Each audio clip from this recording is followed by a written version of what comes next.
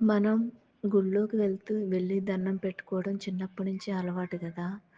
ఆ గుడిలో ఉన్న దేవుడి గురించి బాగా తెలుసున్న వాళ్ళు అవధూతలు, యోగులు, జ్ఞానులు. అంటే రామకృష్ణులు, రమణులు అనుకోండి. నేనెప్పుడు ఆళ్ళ పేర్లేగా చెప్పేది.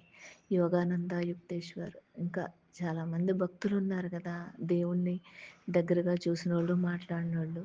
అయితే మనము ఆహ్, లైక్ మన తల్లిదండ్రులు ఫస్ట్ పిల్లల్ని టీచర్ దగ్గరికి తీసుకెళ్ళి పేరెక్కించి స్కూల్లో జాయిన్ చేస్తారు. అలాగే మనము గురువు దగ్గరికెళ్ళి, గురువు దగ్గర దైవతత్వాన్ని తెలుసుకొని, తరువాత దేవుణ్ణి పొందే ప్రయత్నం చేయడం చాలా సరైన విషయం అది.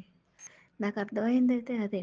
ఎందుకంటే దైవతత్వం గురించి గురువుకు బాగా తెలుస్తుంది.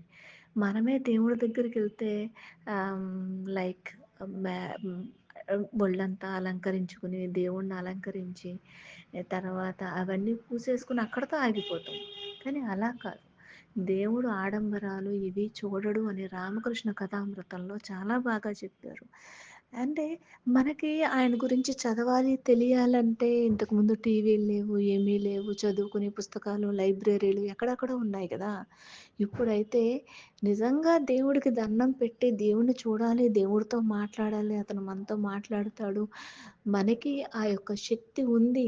ఇ నువ్వు పనికిమాలినోడివంటే ఒళ్ళు మండిపోద్ది. పోనీ తెలివైనోడివంటే నమ్మకం ఉండదు. నువ్వు చేయగలవంటే నేను చేయగలనా అని అడుగుతాం. మనకసలు దేనిలో ఉన్నట్టు? మనం దేన్ని ఒప్పుకోము. మనకున్న జబ్బే అది. పోన్లే నీకేం రాదులేంటే, నాకెందుకు రాదంటాం. ఎందుకు ముష్టి పౌరుషం ఇదంతానే అర్థం కాదు. మన మనసు మనతో ఆడుకుంటా ఉంది. మనం ఇంకెప్పటికి దేవుడిని తెలుసుకుంటాం చెప్పండి.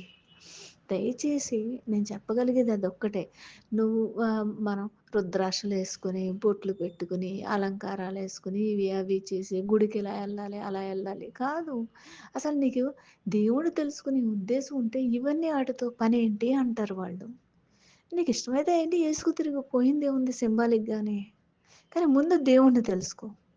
ఇదే చెప్పారు మరి వాళ్ళైతే. నాకర్థమైంది చాలా బావుంది. కానీ దేవుడిని నిజంగా తెలుసుకునే ఉద్దేశం ఉన్నవాళ్ళు మాత్రం ముందు వీళ్ళని తెలుసుకున్న తర్వాత అది ఓపెన్ చేయండి. దానికి మనకి లాక్ ఓపెన్ అవుతది. ఓం శ్రీ గురు రమణ.